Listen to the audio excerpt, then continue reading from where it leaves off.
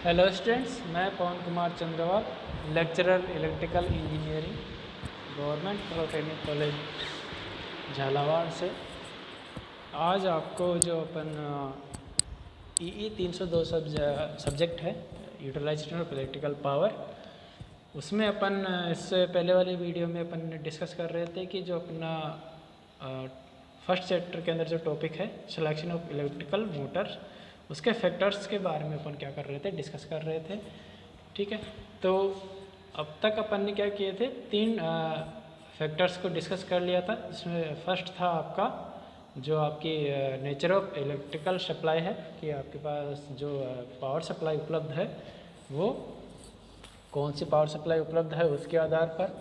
दूसरा आपका जो नेचर ऑफ जो भी ड्राइव्स था, जो भी ड्राइव्स आप यूज कर रहे हो, चाहे वो आपका इंडिविजुअल ड्राइव हो या ग्रुप ड्राइव्स हो या मल्टी मोटर ड्राइव्स हो, उसके आधार पर आप मोटर को सेलेक्ट करेंगे। तीसरा जो फैक्टर था वो अपन ने डिस्कस किया था उस दिन पिछले जो लेक्चर में, वो था अपना टाइप ऑफ लोड, कि जो आपका लोड है वो आपका किस प्रकार का लोड है, वहाँ पर आप काम में लेंगे, तो उसके आधार पर फिर आपका जो मोटर है उसका सिलेक्शन यहाँ पर डिपेंड करता है। ठीक है, तो जो फोर्थ जो फैक्टर है वो है आपकी इलेक्ट्रिक कैरेक्टरिस्टिक्स ऑफ मोटर, कि जो आपकी इलेक्ट्रिकल मोटर है उसके विद्युतीय अभिलक्षण क्या क्या है। तो ठीक है, तो विद्युतीय अभिलक्षण में अपन क्या क्या देखेंगे। एक तो स्टार्टिंग कैरेक्टरिस्टिक क्या है, उसके स्टार्टिंग में उसका जो बिहेवियर है आपकी मोटर का, या उसका जो स्टार्टिंग में जो टॉर्क है, स्पीड कैसे वेरी करेगी, उन सभी बातों पर आपका यहाँ पर डिपेंड करेगा। सेकंड है आपका रनिंग और ऑपरेटिंग कैरेक्टरिस्टिक, मतलब जो आपकी मोटर है उसकी जो रनिंग और जो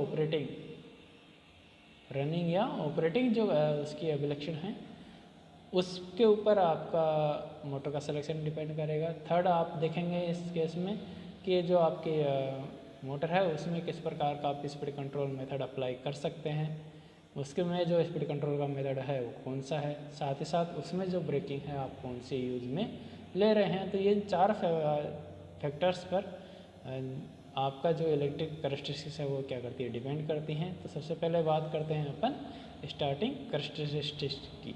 ठीक है, तो स्टार्टिंग में अगर अपन देखें तो the study of starting characteristic of a motor is essential to know whether the starting torque that the motor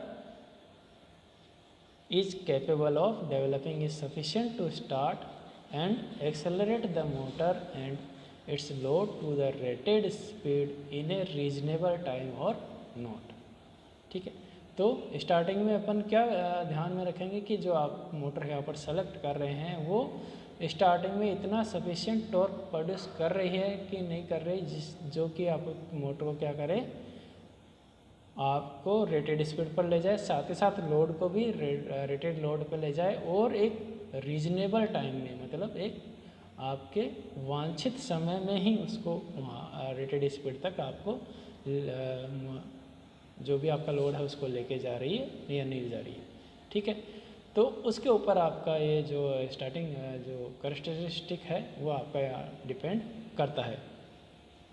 ठीक है, तो अपन क्या देखेंगे कि उस पर्टिकुलर मोटर का जो स्टार्टिंग टॉर्क है वो कितना है, वो अपने जो लोड की रिक्वायरमेंट है उसको फुलफिल कर रहा है कि नहीं कर रहा, आपके लोड को पर्टिकुलर रीजनेबल टाइम में वो जो रेटेड स्पीड है वहाँ तक वो लेके जा सकती है कि नहीं जा सकती, इस पर आपके जो मोटर का सिलेक्शन है वो यहाँ पर डिपेंड करता है। The torque developed by the motor at the starting is required.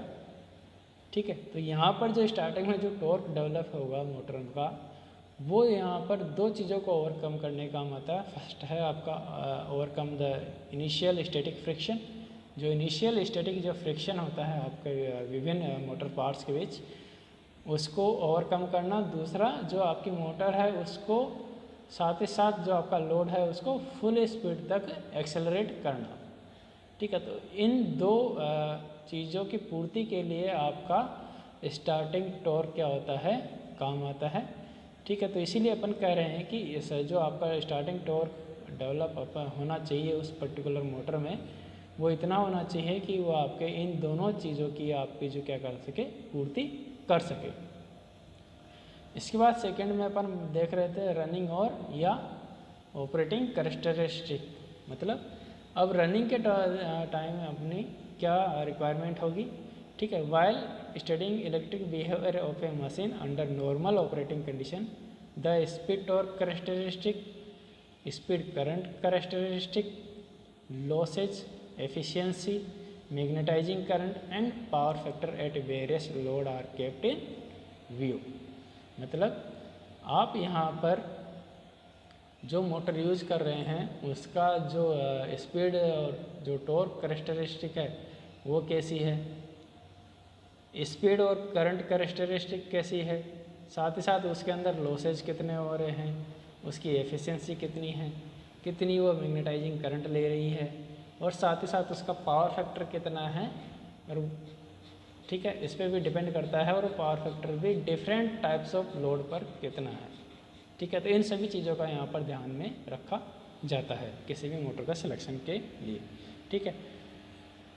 तो मोटा मोटा अगर अपन कहें तो जो अपनी स्पीड टॉर्क कैरेक्टरिस्टिक्स है सबसे में इम्पोर्टेंट होती है कि आपका जो स्पीड के साथ टॉर्क का किस प्रकार यहाँ पर वेरिएशन होगा आपके मोटर के रनिंग कंडीशन के दौरान, उस पर आपका जो मोटर का सिलेक्शन है वो डिपेंड यहाँ पर करता है। इसके बाद थर्ड है आपका स्पीड कंट्रोल, कि जो भी आप यहाँ मोटर यूज़ में ले रहे हैं उसमें जो आपका स्पीड कंट्रोल है वो कैसा है, अपन मैनुअली उसमें स्पीड कंट्रोल करेंगे या ऑटोमेटिक कंट्रोल वहाँ पर होगा।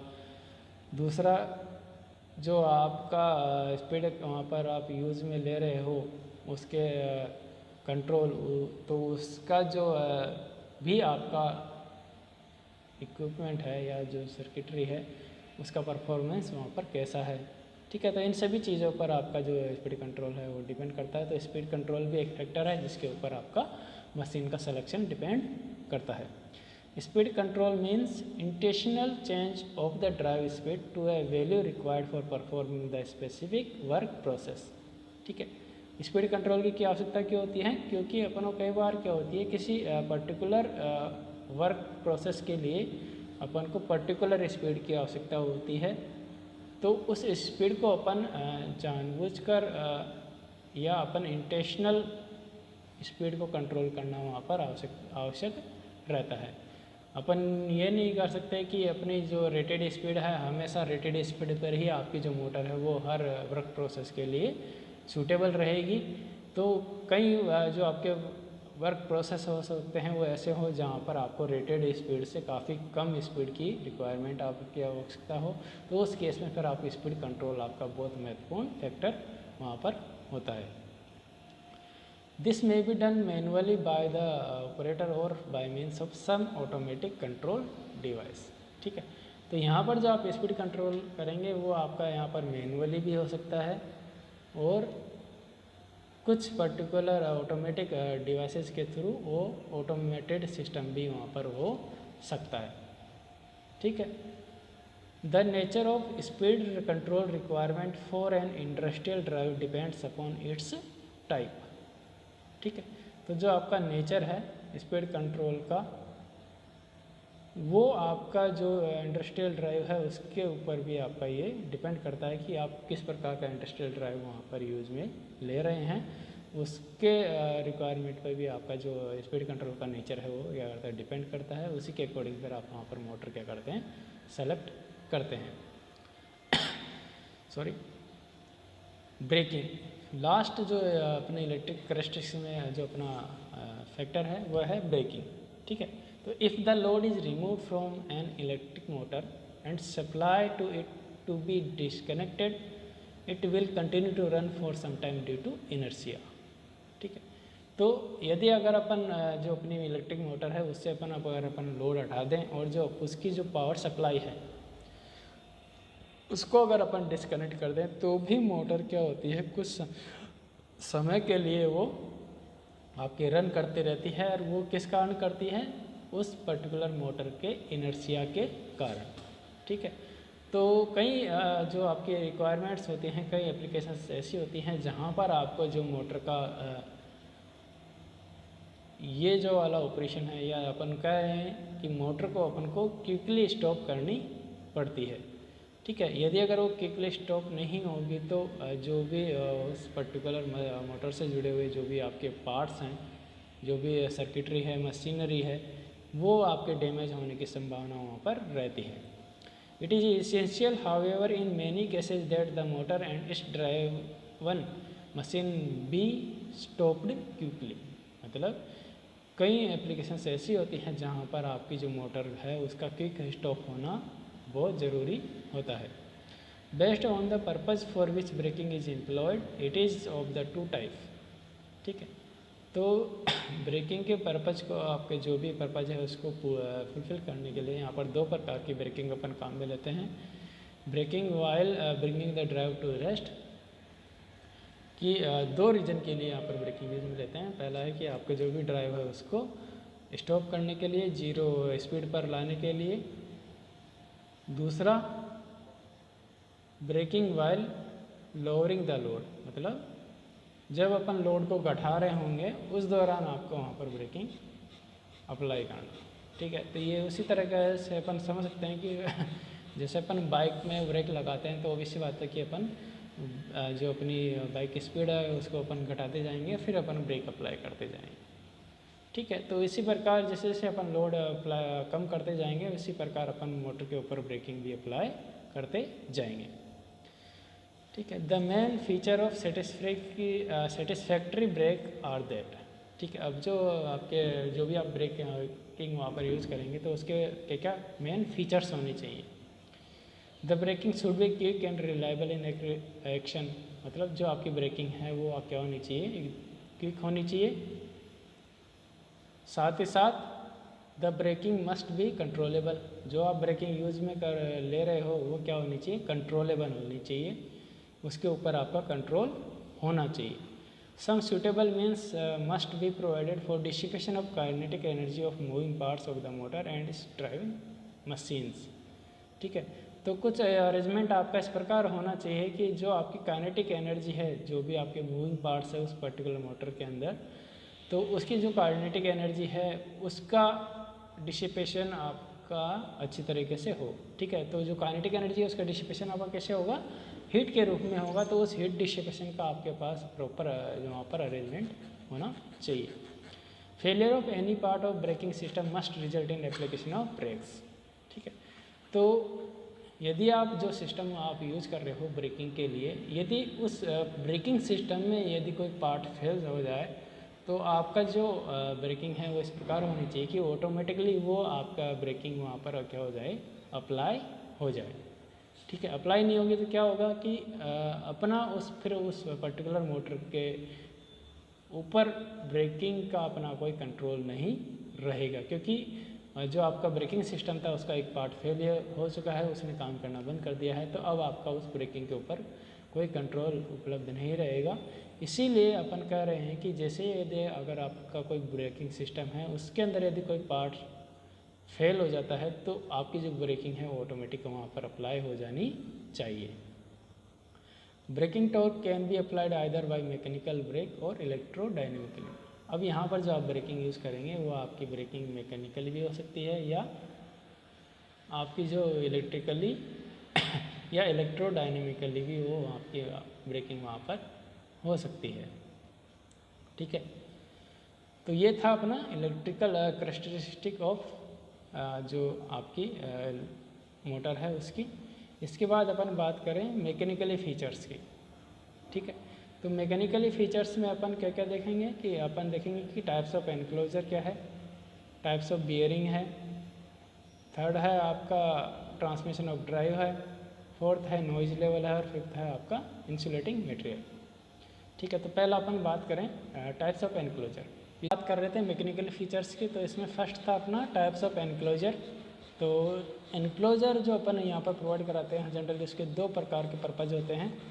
तो फर्स्ट पर्पज़ होता है कि जो भी आपका उस एनक्लोजर के अंदर जो भी आपके मोटर के मूविंग पार्ट्स हैं, जो लाइव पार्ट्स हैं, उसके डायरेक्टली जो भी बाहर कोई पर्सन है, कोई पर्सनल व्यक्ति है, वो उसके डायरेक्ट कांटेक्ट में नहीं आए, तो उससे बचाव के लिए अपन वहाँ पर एनक्लोजर का यूज करते हैं। ठीक है। तो इसलिए जो फर्स्ट रीज़न तो क्या हो गया अपना कि जो भी आपकी मोटर है उसके जो भी एनक्लोजर के अंदर जो भी आपके पार्ट्स हैं उसके कांटेक्ट में कोई भी पर्सन नहीं आए। दूसरा कि आपके जो भी मशीन है या जो भी आपकी मोटर है उसके मूविंग पार्ट्स हैं वो जो मूविंग पार्ट्स हैं वो आपके जो बाहरी जो पोल्यूशन है या अपन कहें कि बाहरी जो धूल वगैरह है मॉइस्चर वगैरह है उन सभी से प्रोटेक्ट रहें, उन सभी से आपके बचे रहें या उनका इफ़ेक्ट आपके जो मोटर है उनके पार्ट्स पर नहीं आए। तो दूसरा पर्पज़ आपका क्या हो गया कि बाहरी जो भी आपके धूल वगैरह हैं उन सभी से बचाव के लिए आप यहाँ पर एनक्लोजर मोटर के ऊपर प्रोवाइड कराते हैं। ठीक है। The purpose of providing enclosure is twofold. Firstly providing protection to persons against contact with live or moving parts inside the enclosure and protection to machine against the ingress of solid foreign bodies. And secondly providing protection to machine against harmful ingress of water, मतलब जो water के उसके अंदर आपके motor के अंदर नहीं जाए इसलिए उस पर्पज़ के लिए भी अपन क्या करते हैं यहाँ पर आपका एनक्लोजर यहाँ पर प्रोवाइड कराते हैं। Various types of enclosure gives various degree of protection and cooling facilities for use in different working condition can be built. ठीक है। साथ ही साथ जो अपन यहाँ पर एनक्लोजर अपन लगाते हैं तो वो उस पर भी डिपेंड करता है कि आप उस पर्टिकुलर मोटर को किस वर्किंग कंडीशन में यूज़ में लेंगे और उसका जो कूलिंग फैसिलिटीज़ क्या है वहाँ पर उस पर्टिकुलर वर्किंग प्लेस पर। ठीक है। तो इन सभी चीज़ों पर आपका जो टाइप्स ऑफ एनक्लोजर डिपेंड करता है। ठीक है। तो एनक्लोजर के ऊपर भी आपका जो मोटर का सिलेक्शन है वो क्या करता है डिपेंड यहाँ पर करता है। सेकंड है आपका टाइप ऑफ बियरिंग कि आप यहाँ पर कौन से प्रकार की बियरिंग्स का आप यहाँ पर यूज में ले रहे हो। ठीक है। तो bearing are those parts of a machine which house supports and restrain the rotating parts. मतलब बियरिंग्स क्या करते हैं आपके जो भी आपकी मशीन है जितने भी उसके जो रोटेटिंग पार्ट्स हैं उन रोटेटिंग पार्ट्स को ये क्या करता है बियरिंग सपोर्ट प्रदान कराता है। ठीक है। तो जो मूविंग पार्ट्स हैं आपके जितने भी उन मूविंग पार्ट्स को बियरिंग आपको क्या करता है सपोर्ट प्रोवाइड कराता है। The main functions of a bearing beside supporting the rotating parts are, तो रोटेटिंग पार्ट को सपोर्ट करने के अलावा और क्या मेन फंक्शंस होते हैं आपकी बियरिंग के वो भी देख लेते हैं। To permit free rotation of moving components with minimum friction कि आपके जितने भी मूविंग कंपोनेंट्स हैं उनको फ्रीली रोटेट कराना विद मिनिमम फ्रिक्शन, मतलब मिनिमम घर्षण के साथ आपके जितने भी रोटेटिंग पार्ट्स हैं उनको फ्रीली यहाँ पर रोटेट कराना आपका जो बियरिंग है उनका काम होता है। To maintain the rotating member of machine in a fixed physical location relative to the stationary member. और दूसरा है कि आपका जो भी रोटेटिंग मेंबर है उसको किसी पर्टिकुलर उसकी जो फिजिकल लोकेशन है उसके ऊपर स्थिर रखना भी आपका जो बियरिंग का है वह काम होता है। तो जनरली अपन यहाँ पर दो प्रकार की बियरिंग काम में लेते हैं। फर्स्ट है आपकी बॉल बियरिंग और रोलर बियरिंग, सेकंड है आपका स्लीव और बुश बियरिंग। ठीक है। तो बॉल और रोलर बियरिंग आप कहाँ पर यूज़ करते हैं जहाँ पर आप 75 किलोवाट तक की जो मोटर्स हैं उनका यूज़ तक या उस रेटिंग तक की जो मोटर्स हैं उसमें आप बॉल बियरिंग या आपकी जो रोलर बियरिंग है उसको यूज़ कर सकते हैं। इनको अपन एंटी फ्रिक्शन बियरिंग भी कहते हैं क्योंकि ये जो फ्रिक्शन है उसको मिनिमम करने के काम आती है। स्लीव और बुश बियरिंग क्या होती हैं कि ये वो बियरिंग होती हैं जो आपके जो मोटर है उसके नॉइज़ लेवल को यहाँ क्या करती हैं कम करती है। उसके अंदर जो वाइब्रेशन आपके प्रोड्यूस हो रहे हैं उनको ये क्या करती है कम करती है। स्लीव और Bush bearing are those bearing in which the rotating shaft is supported by bearing component rigidly fixed to the frame of the machine. Bearing of these types are necessary to reduce the noise level for certain type of coupling for position subject to external vibration। मतलब जो आपकी sleeve और Bush bearing है वो minimum noise के लिए noise को minimum करने के लिए यहाँ पर काम में ली जाती है। ठीक है, इसके बाद जो अगला फैक्टर है आपके मैकेनिकल कैरेक्टरिस्टिक्स में वो है आपका transmission of drive. Transmission of drive में अपन क्या देखेंगे कि ट्रांसमिशन ऑफ ड्राइव में जो आपकी जो मैकेनिकल पावर में अपन क्या देखेंगे कि आपकी जो मैकेनिकल पावर है उस मैकेनिकल पावर को आप किस प्रकार एक पार्ट से दूसरे पार्ट्स में ट्रांसफ़र कर रहे हैं या किस मेथड के थ्रू एक पार्ट से दूसरे पार्ट में उसको यहाँ पर ट्रांसफ़र किया जा रहा है। ठीक है, तो यहाँ पर जो ट्रांसफ़र करने के जो मेथड्स होते हैं वो होते हैं आपके वैसे direct drive, belt drive, rope drive, chain drive, gear drive और वर्टिकल ड्राइव। तो ये विभिन्न प्रकार के मेथड्स हैं जिनके थ्रू आप क्या करते हो, जो आपकी जो मैकेनिकल पावर है उसको एक पार्ट से दूसरे पार्ट्स तक ट्रांसफ़र करते हो। ठीक है, तो mechanical power available at the motor shaft has to be transmitted to the drive machine और machines. There are various methods of doing so, direct drive, belt drive, rope drive, chain drive, gear drive और vertical drive. Choice of drive is governed by the speed of driving and driven machine, convenience, space available, clutching arrangement requirement and cost। ठीक है, तो यहाँ पर जो आप drive के जो चॉइस अपन यहाँ पर होती है या जो अपन चयन करेंगे उस पर्टिकुलर ड्राइव का, वो आपका डिपेंड करेगा कि आपकी जो ड्राइव है उसकी स्पीड कैसी है, साथ ही साथ वो कितना स्पेस अवेलेबल कर रही है और क्लचिंग अरेंजमेंट क्या है, साथ ही साथ उसकी कॉस्ट क्या है। ठीक है, इसके बाद आता है आपका नॉइज़ लेवल। ठीक है, तो आपकी जो मोटर आप यूज़ में लेंगे उसका नॉइज़ लेवल कितना है उसके ऊपर भी आपका मोटर का सिलेक्शन यहाँ पर डिपेंड करता है। तो नॉइज़ क्यों प्रोड्यूस होती है कि आपकी जितने भी मशीन के अंदर मूविंग पार्ट्स होते हैं तो उनके अंदर जो अभी आपका वाइब्रेशंस होते हैं या रेजोनेंस अगर उसके अंदर प्रोड्यूस हो रहा है तो फिर आपका वो मशीन क्या करती है, नॉइज़ प्रोड्यूस करती है। A feature of importance in choosing of a motor as well as any other apparatus is that of noise. Noise may be due to purely mechanical causes such as resonance or vibration of laminations, or it may be due to magnetic pulsation caused by incorrect choice of number of slots। ठीक है, तो यदि अगर आप किसी Motors में जो उसका कंस्ट्रक्शन है उसके अंदर यदि आपने लेमिनेटेड पार्ट यूज़ किया है तो हो सकता है कि आपके जो लेमिनेटेड पार्ट्स हैं उस पर्टिकुलर मोटर के उसके अंदर वाइब्रेशन के कारण आपका नॉइज़ प्रोड्यूस हो सकता है।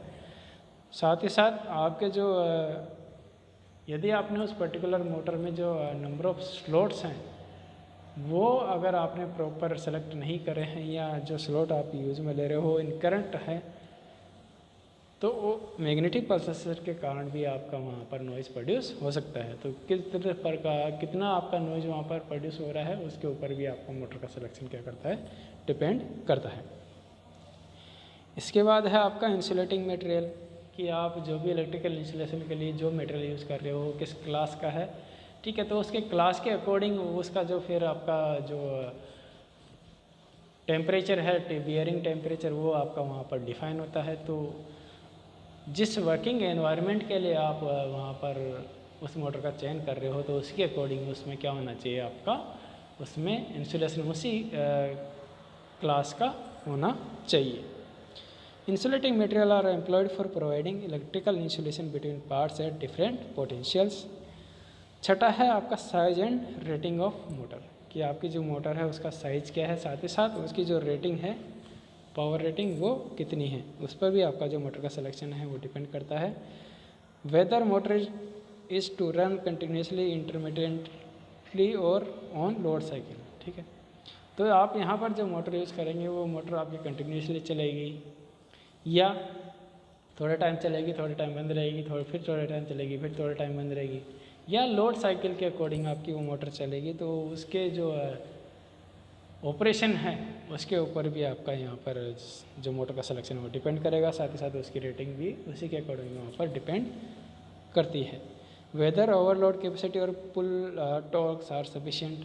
ठीक है, तो जो आप मोटर सेलेक्ट कर रहे हो उसकी ओवरलोड कैपेसिटी कितनी है, ठीक है, उस पर भी आपका वो मोटर का सिलेक्शन है वो क्या करता है, डिपेंड करता है। The choice of motors for the service requiring fairly constant power is very simple. In such cases, the power required is determined and motor having continuous rating of power required is chosen. मतलब जहाँ पर आपका जो constant power की requirement होती है वहाँ पर आपका जो मोटर का सिलेक्शन है वो क्या सिंपल होता है। आप वहाँ पर क्या करते हैं कि अपन जो भी अपन को पावर रिक्वायरमेंट होती है उसको अपन कैलकुलेट कर लेते हैं और उसी के अकॉर्डिंग फिर उस रेटिंग की अपन मोटर वहाँ पर क्या कर लेते हैं, चूज़ कर लेते हैं, वो जो कि आपकी कंटिन्यूस रेटिंग की वो मोटर होती है। The selection of size of motor is also simple for services where the motor is run for short time. ठीक है, तो जहाँ पर आप मोटर को कम समय के लिए रन करते हैं वहाँ पर भी आपका मोटर का सिलेक्शन सिंपल रहता है।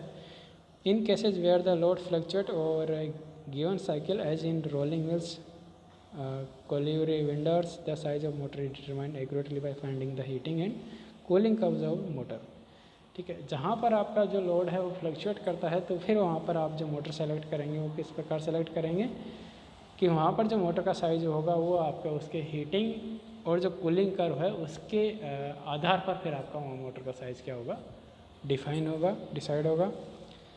सातवां जो अपना लास्ट फैक्टर है वह है कॉस्ट। तो कॉस्ट के अंदर अपन क्या ध्यान में रखते हैं, रनिंग कॉस्ट, साथ ही साथ आपकी जो कैपिटल कॉस्ट कितनी है उसको अपन यहाँ पर कंसीडर करते हैं। उसके अंदर अपन देखते हैं कि आपकी मेंटेनेंस में कितना खर्चा आएगा उस पर्टिकुलर मोटर के। ठीक है, तो इन सभी चीज़ों को अपन कॉस्ट के अंदर ध्यान रखते हैं। तो अपन जो भी मोटर यहाँ पर चूज करेंगे तो अपन ये देखेंगे कि अपनी रिक्वायरमेंट के अनुसार या जो अपनी एप्लीकेशन है उसके अनुसार मिनिमम कॉस्ट वाली मोटर को अपन यहाँ पर क्या करेंगे, सेलेक्ट करेंगे।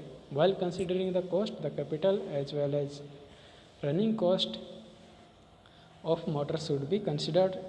In a nutshell, the motor chosen should give the desired service at minimum overall cost। ठीक है, तो यहाँ पर अपन कुल मिलाकर ये कह सकते हैं कि जो अपनी कॉस्ट है वो किसी पर्टिकुलर एप्लीकेशन के लिए उस मोटर की कॉस्ट क्या होनी चाहिए, मिनिमम होनी चाहिए। तो ये थे अपने जितने भी फैक्टर्स हैं, 7 प्रकार के फैक्टर्स अपन ने यहाँ पर डिस्कस करें कि इन फैक्टर्स के ऊपर फिर आपका जो मोटर का सिलेक्शन है वो क्या करता है, डिपेंड करता है। ठीक है, तो आई होप आपको ये अच्छी तरह समझ में आएगा। Thank you.